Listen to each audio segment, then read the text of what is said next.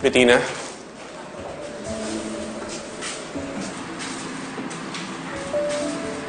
Bettina, napanood ko yung nangyari. Okay lang ba kayo? Arthur, yun nga pinutan namin dito eh.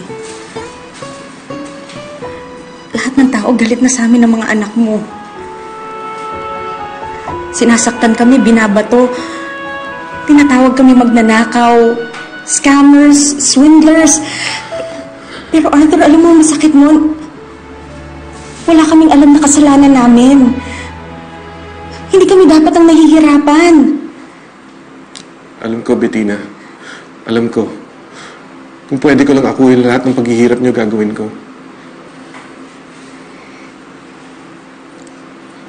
But you can't. Not in your situation. Arthur, isa lang ang magagawa mo sa amin ngayon. Ang sabihin sa amin ang totoo. Niloko mo ba silang lahat? Pinagnakawan mo ba silang lahat? Bettina, pag-usapan na natin to. Arthur, you're my husband. At gusto kong maniwala sa'yo. Pero daang-daang tao nang sinisisi ka. Please, don't lie to me. Sabihin mo sa akin ang totoo.